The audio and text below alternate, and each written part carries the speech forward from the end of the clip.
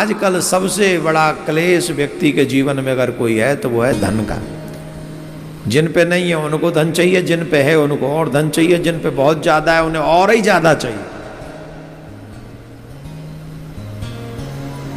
धन से तृप्ति नहीं हो रही।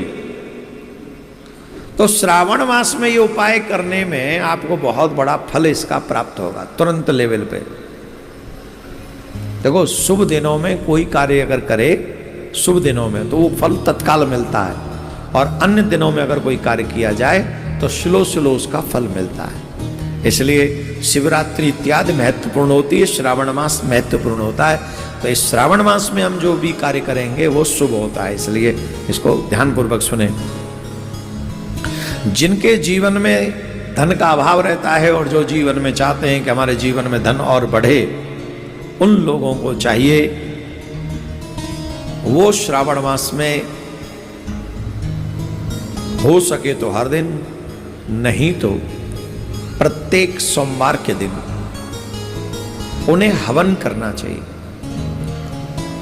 हवन किस विधि से करें? वो विधि बहुत सरल है, मुश्किल विधि नहीं। भगवान को बिल्व पत्र बहुत प्रिय है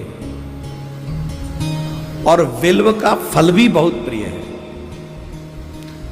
बेल का फल देखा है आपने? गोल सा मोटा सा होता है। तो ऊपर के छिलके को हटाकर, ऊपर के छिलके को हटाकर शुद्ध वेद लक्षणा देसी गाय का घी लाकर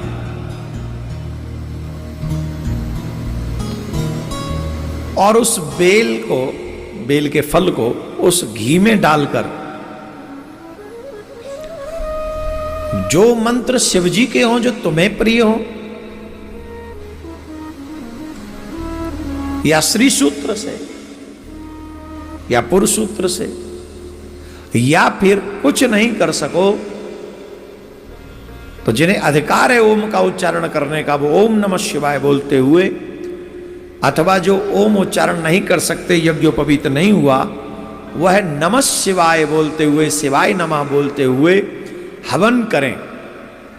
और बेल के फल से घी के साथ में जो व्यक्ति श्रावण में हवन करेगा उसकी दरिद्रता का नाश निश्चित तौर पर शंकर भगवान करेंगे, ऐसा संत कहते हैं। ऐसा हम नहीं कहते, ऐसा संत कहते हैं। अब एक और उपाय बात बताएं, उपाय तो नहीं, बात बताएं। शंकर भगवान को कितना भोग लगाना चाहिए बताएं कि नहीं? सुनो, कई प्रकार के शिव जी के छवि होती हैं, शिवलिंग होते हैं। एक स्वयंभू शिवलिंग होते हैं, दूसरे ऋषि मुनियों के पूज्य शिवलिंग होते हैं, कई देवताओं के पूज्य शिवलिंग होते हैं, और कई मनुष्यों के द्वारा बनाए हुए शिवलिंग होते हैं। जो शिवलिंग भगवान द्वारा स्थापित हैं उन्हें 3 सेर से कम कभी भोग नहीं लगाना चाहिए। 3 सेर माने 3 किलो, 3 किलो भोग लगाना चाहिए उन्हें। और जो स्वयंभू शिवलिंग है, किसी देवता के द्वारा स्थापित किए हुए शिवलिंग हो या किसी ऋषि मुनि के द्वारा स्थापित शिवलिंग हो, उन शिवलिंगों को 3 सेर माने 3 किलो भोग जरूर लगाना चाहिए। उससे कम नहीं बात बनेगी। और ये जो आते हैं ना, आधी किलो भोग लगाया है, ये भोग लगाया है, बात नहीं बनेगी। कम से कम 3 किलो भोग लगाओ, और या फिर घर से ही 3 किलो बना के लाओ है।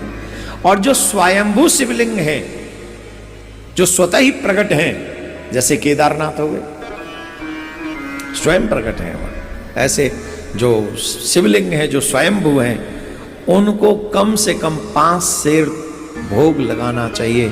5 सेर से कम उनको भोग नहीं लगाना चाहिए। तो ये कुछ जानकारी थी।